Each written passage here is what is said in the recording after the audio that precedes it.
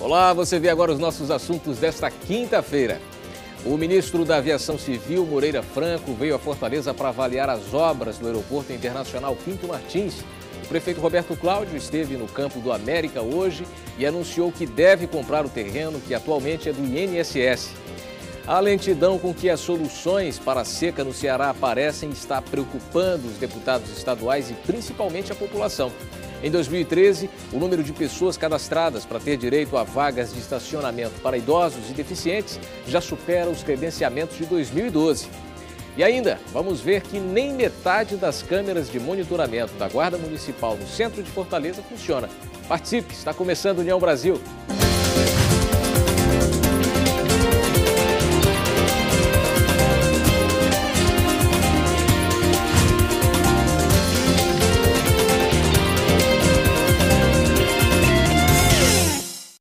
Muito boa noite para você, eu sou Richel Martins. Parece que os problemas herdados da antiga gestão municipal de Fortaleza ainda persistem.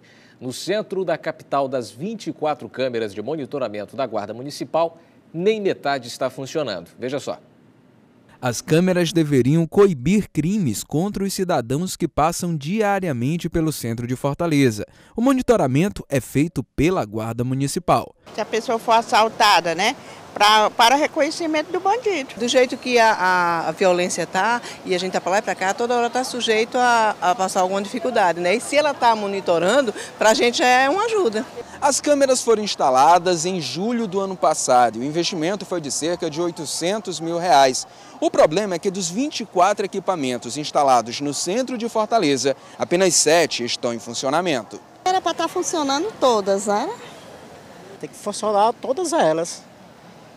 Porque o índice de assalto é grande. O levantamento foi feito pela própria Guarda Municipal. As câmeras estão paradas por falta de manutenção. Nós recebemos, o sistema era para ser com 24 câmeras funcionando, recebemos apenas com 7, Nós estamos agora atrás de uma empresa para fazer esse levantamento e o custo do que seria essa manutenção preventiva e corretiva dessas câmeras. Desde julho do ano passado foram registradas 373 ocorrências no centro, como consumo de entorpecentes, acidentes de trânsito, atentado ao pudor e brigas. As câmeras giram no ângulo de 360 graus. Nós queremos primeiro colocar essas 24 câmeras funcionando de forma efetiva e depois nós vamos fazer um novo estudo para saber se há necessidade de haver essa ampliação dessas câmeras.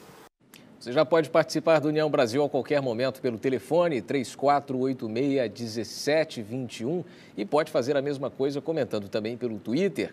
O nosso perfil é o @UniãoBrasilTV. Fortaleza recebeu hoje a visita do ministro da Aviação Civil, Moreira Franco.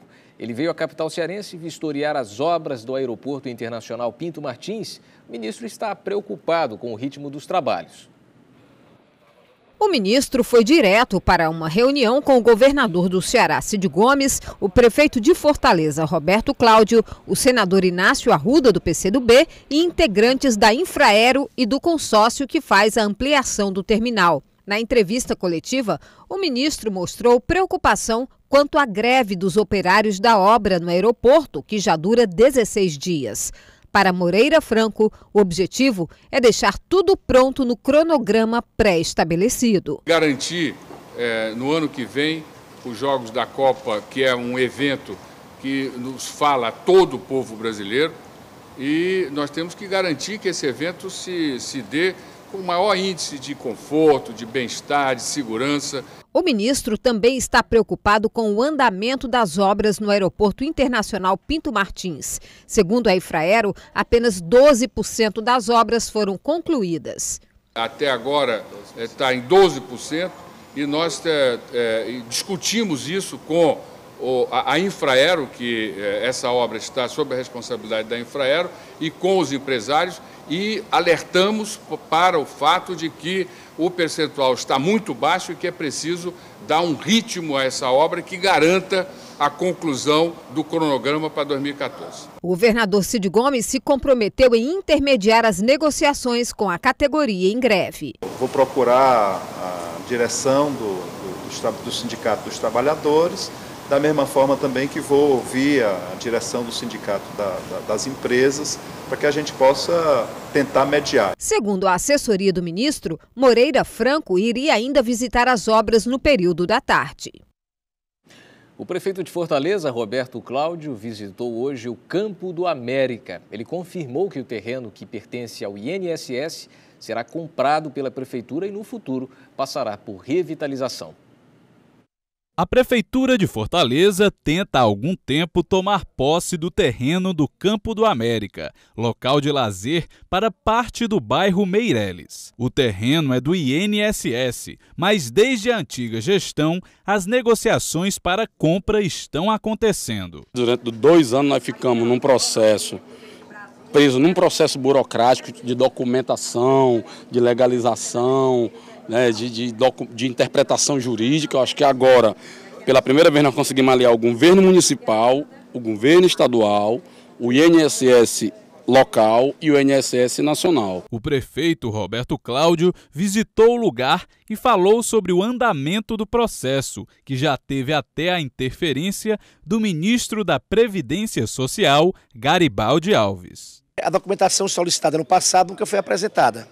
E nós apresentamos agora o decreto legislativo, a legislação, a demarcação por GPS, toda a documentação necessária foi apresentada semana passada ao INSS. Apesar das obras para a revitalização do Campo do América ainda estarem em processo de licitação, a expectativa é que elas comecem em agosto ou setembro. O projeto, que inclui gramado, alambrado e equipamentos para entretenimento da população, gira em torno de R$ 500 mil, metade pago pela prefeitura e metade pelo governo do estado. Com essa proposta e a reforma que o senhor prefeito está nos garantindo, junto com o ministro Garibaldi, nós ficamos satisfeitos. O preço que a prefeitura irá pagar pelo terreno ainda não está definido, pois está sendo analisado se o local é ou não é uma área de ZEIS, Zona Especial de Interesse Social, o que diminuiria o valor final. Por que isso é importante? Porque se for área de ZEIS,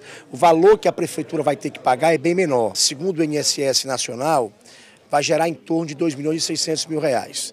Isso pode variar para mais ou para menos, dependendo da última avaliação que o Departamento de Engenharia do INSS fará logo antes do processo de alienação. E a partir daí iremos pagar o terreno, né? E tão logo a gente formalize a alienação, que eu espero estar fazendo isso aí até o começo de junho, a gente já pode, em paralelo, iniciar o processo de licitação do projeto.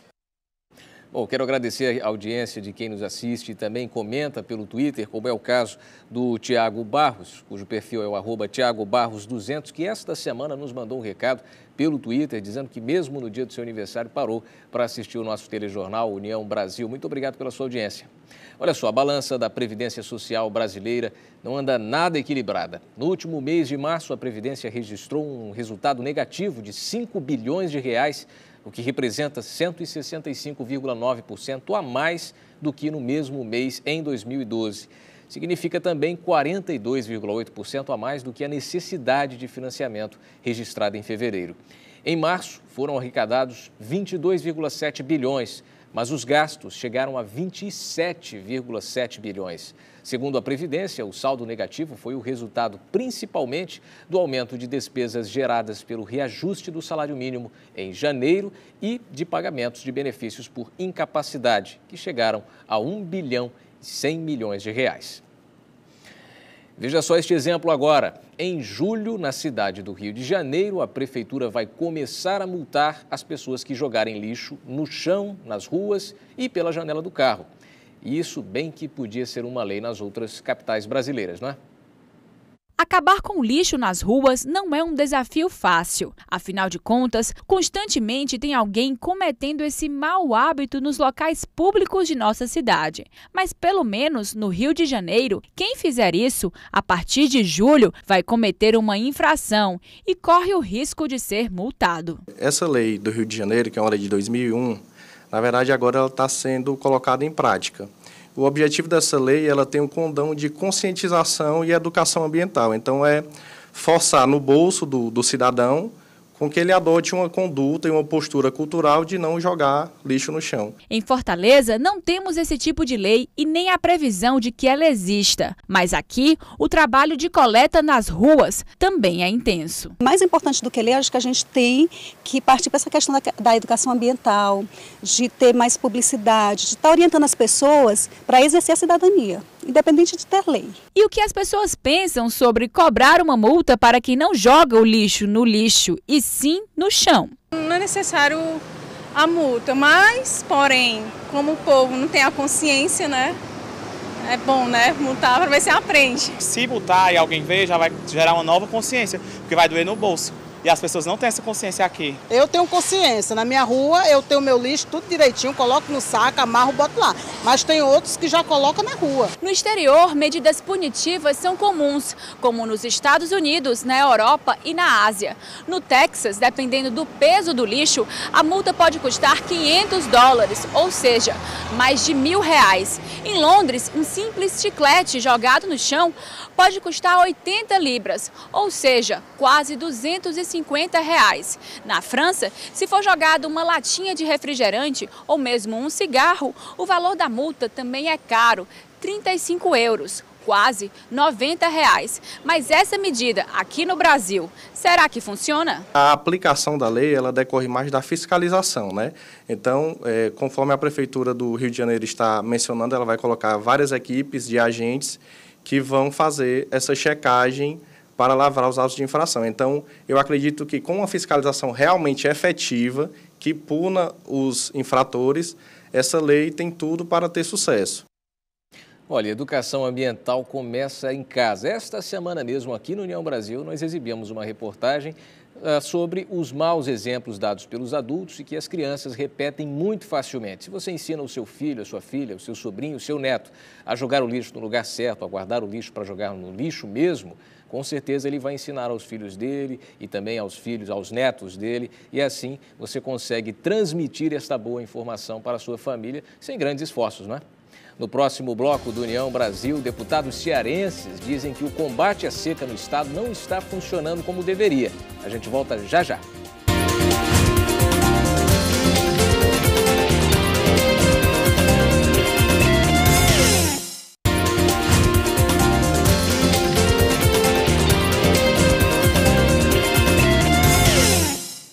Voltamos com a União Brasil. O governador Agnello Queiroz decidiu trocar o comando da Polícia Militar do Distrito Federal. Ele considerou um ato desmedido a inclusão de 17 mil capas de chuva na licitação para a compra de equipamentos policiais para a Copa das Confederações e a Copa do Mundo. O gasto com as capas seria de R$5.300.000. Pode acreditar. O comandante da Polícia Militar do Distrito Federal, o coronel Suami Santana, foi afastado do cargo ontem, quarta-feira.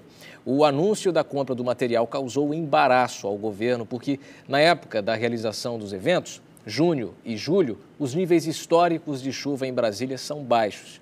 Além disso, o custo com as capas equivale a 5 vezes o previsto para a compra de armamento e ao dobro com a montagem de delegacias móveis, por exemplo. Os deputados cearenses estão preocupados com a lentidão das ações de combate à seca no estado. O assunto foi o principal tema dos debates de hoje na Assembleia Legislativa. A seca que assolou o Ceará e que comprometeu mais de 80% da produção agrícola no estado em 2012 persiste em 2013. A presidente Dilma Rousseff até veio ao estado e prometeu na ocasião medidas emergenciais para diminuir os transtornos nos municípios que sofrem com a estiagem. Mas parlamentares cearenses subiram à tribuna nesta quinta-feira para cobrar as promessas. Os deputados cearenses reclamam da lentidão dos projetos que deveriam ser emergenciais para atender o problema da seca no estado. Segundo os parlamentares, o prejuízo do Ceará com a estiagem pode chegar aos R$4 bilhões. E não há uma preocupação efetiva, coerente, rápida, não é tratada as coisas com rapidez. Vão mandar máquinas para o estado do Ceará. Essas máquinas não têm condição de serem construídas com rapidez. A tendência, infelizmente, é que no segundo semestre esteja muito pior. Eli Aguiar, deputado pelo PSDC, chama a atenção para o trabalho do DENOX, que, segundo ele, deveria ser mais efetivo. Quando o presidente Lula assumiu a presidência da República, por ser uma pessoa que sofreu muito com os efeitos da seca, eu pensei que ele ia incrementar o DENOX.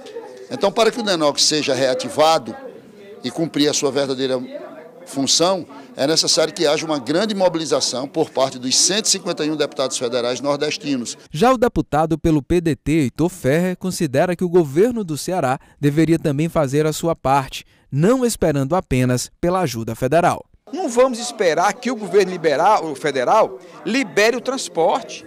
O governo do estado já deveria ter contratado empresas, caminhões para trazer este milho que foi cedido pela União.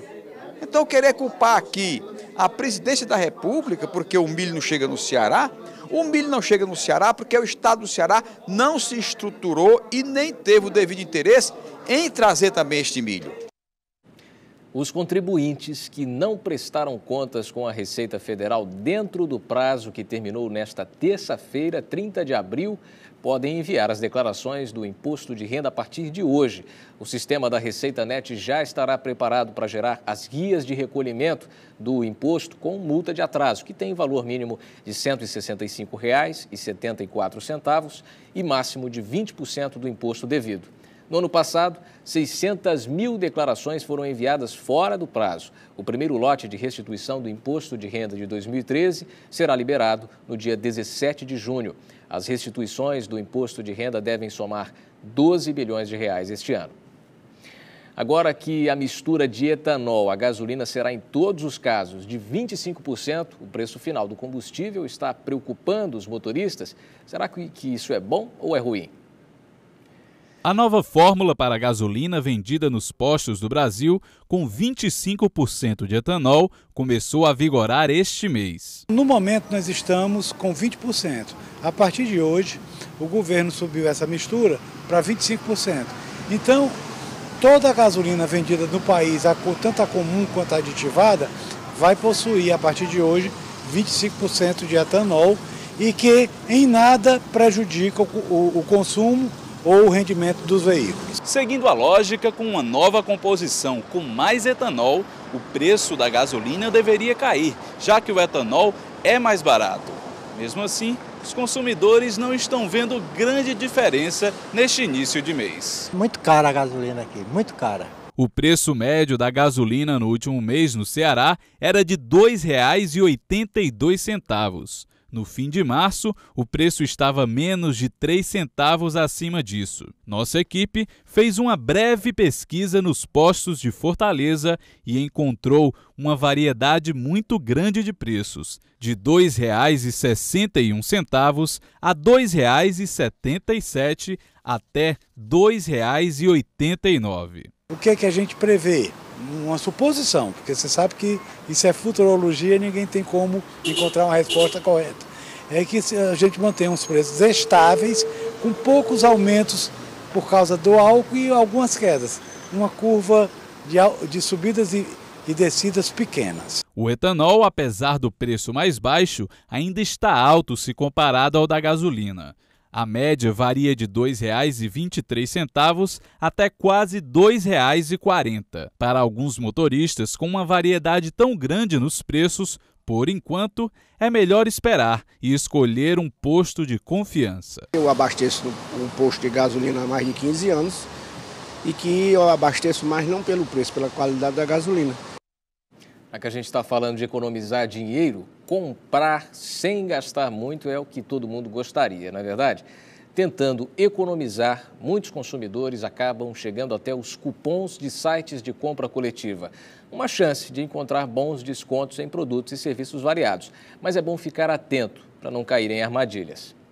Esta consumidora já perdeu a conta de quantas vezes comprou através de sites coletivos de descontos. A vantagem é enorme porque a economia é muito grande, né? E assim, eu não tive problema nenhum até hoje. Eu compro muito em site de venda coletiva. Cristina busca boas oportunidades. Compra apenas o que precisa. Um detalhe, o valor do produto não pode ter juros ou pagar frete. Esta cadeira, por exemplo, na loja custaria algo em torno de R$ 600, mas ela conseguiu por R$ 72. No Brasil, a prática chegou apenas no final de 2010, época em que Fábio viu a chance de se tornar um empresário de sucesso. Nosso site ele iniciou bem praticamente no início e em dezembro de 2010. Então, desde essa época a gente já tem o site de compra coletiva e é um site local, né, exclusivamente cearense. E temático, é um site hoje que é referência no estado de Ceará pela qualidade que a gente traz hoje dos nossos serviços. Em 3 anos, o número de sites especializados diminuiu bastante. Ainda assim, continua sendo um ótimo negócio, tanto para quem vende quanto para quem compra. É um produto que eu tenho interesse em adquirir. Se você tiver, agora você tem que entrar na comparação de preço. Ele realmente está mais barato? Lê com cuidado as limitações que esses cupons normalmente têm. Então você tem que ver se realmente se adequa à sua necessidade. Se todas as respostas forem respondidas satisfatoriamente, provavelmente é um bom negócio. Recentemente, internautas brasileiros caíram numa cilada. Um site oferecia celulares de última geração avaliados em R$ 2.600 por apenas R$ 599, mas o endereço era falso. Na rua você não vai encontrar uma loja com determinada marca e ela ser falsa. Na internet isso é muito comum. Eu posso criar um site e colocar o nome de outra empresa lá na frente. E se você não se atentar, não olhar em detalhes, você vai acabar comprando de um site não confiável. Se acontecer de uma vez não dar certo, aquele site é o risco. No caso dos serviços, o risco é do cliente receber atendimento de baixa qualidade, uma tolice dos empresários associados, já que os sites também são ótima oportunidade de marketing. O que você tem que procurar é ganhar um novo cliente. Então, quando você recebe um cliente do cupom, você tem que tratar ele ainda melhor do que o normal, quer dizer, você tem que encantar ele para que ele volte. Não adianta você ter... O que a gente já ouviu por aí é que estabelecimentos não entendem bem como funciona o sistema, tratar o cliente de forma diferenciada. Isso não é para acontecer jamais. E se for diferenciado, que seja para melhor. A seguir, você vai entender por que o número de pessoas registradas para estacionamentos de idosos e deficientes em Fortaleza já superou o ano de 2012. A gente volta rapidinho.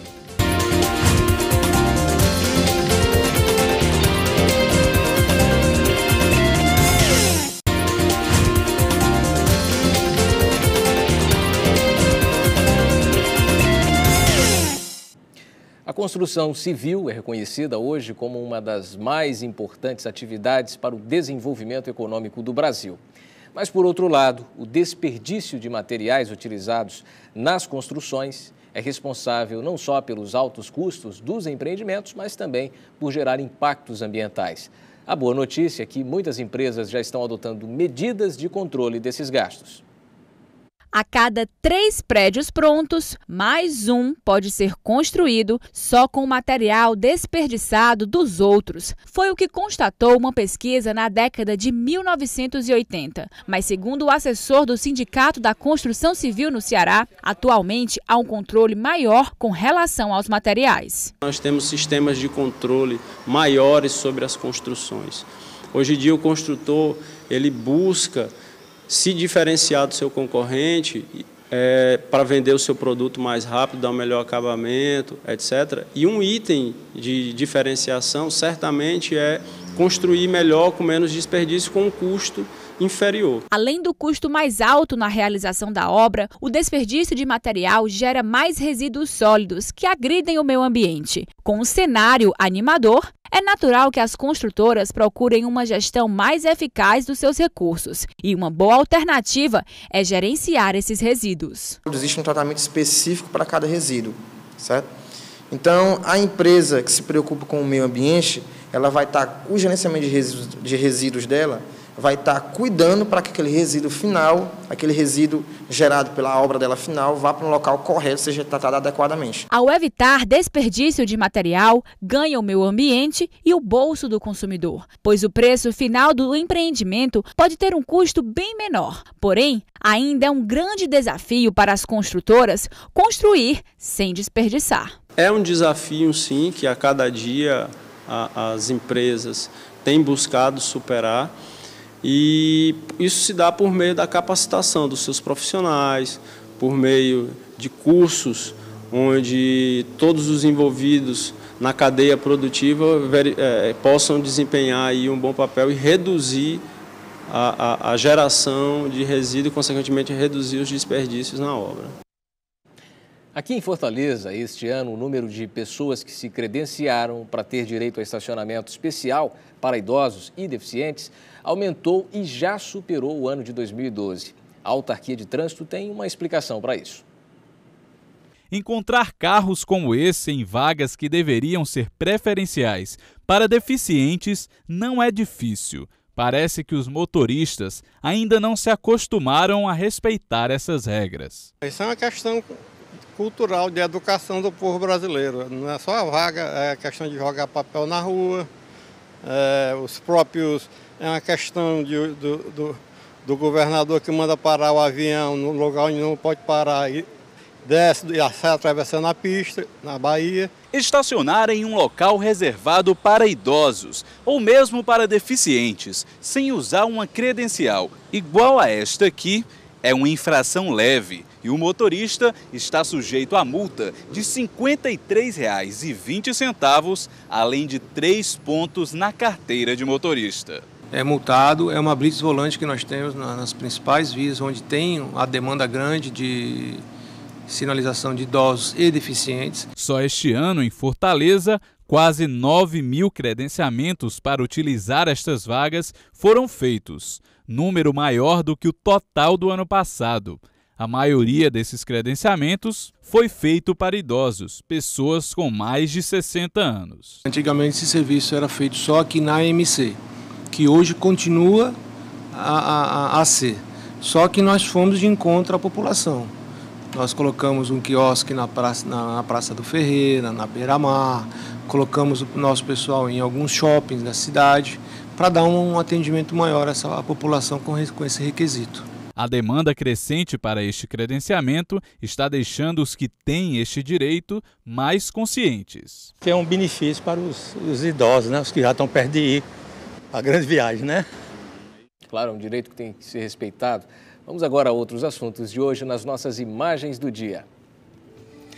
Novidade no trânsito em São Paulo, já que estamos falando de trânsito aí. Começou a funcionar no viaduto do Chá o chamado bolsão destinados às motos, localizado antes da faixa de pedestres. A medida visa melhorar o tráfego e dar mais segurança aos motociclistas. Boa ideia. Em Brasília, militares do Exército estão sendo treinados para situações de confronto na preparação para grandes eventos como as Copas de Futebol. 5 brasileiros da mesma família, infelizmente, morreram em um acidente de trânsito em San José, no Uruguai, a 60 quilômetros de Montevidéu. Na noite de ontem, isso. Informações preliminares dão conta de que o carro onde estavam bateu de frente com um caminhão durante uma tentativa de ultrapassagem. O Papa Emérito Bento XVI vai voltar a morar no Vaticano definitivamente. Ele estava há 2 meses em Castel Gandolfo e agora se instalará no Mosteiro Mater Ecclesiae. Durante a mudança, foi recebido pelo Papa Francisco, com quem orou durante alguns minutos. Nos Estados Unidos, a bandeira nacional foi hasteada junto com a peça superior da torre One World Trade Center, em Nova York. O edifício já está aberto ao público, é também o mais alto da cidade e foi construído no mesmo local dos atentados de 11 de setembro de 2001. O austríaco Leopold Engleitner, o homem mais idoso que sobreviveu aos campos de concentração nazistas, morreu aos 107 anos no dia 21 de abril, mas para respeitar as suas vontades, as suas últimas vontades, a notícia só foi veiculada hoje. Ele foi preso pelo exército de Hitler em 1939. E este foi o União Brasil desta quinta. Se você perdeu algum assunto de hoje, fique de olho na nossa reprise que começa às 9h30 da noite. Obrigado pela sua companhia e até amanhã. União Brasil, informação além da notícia.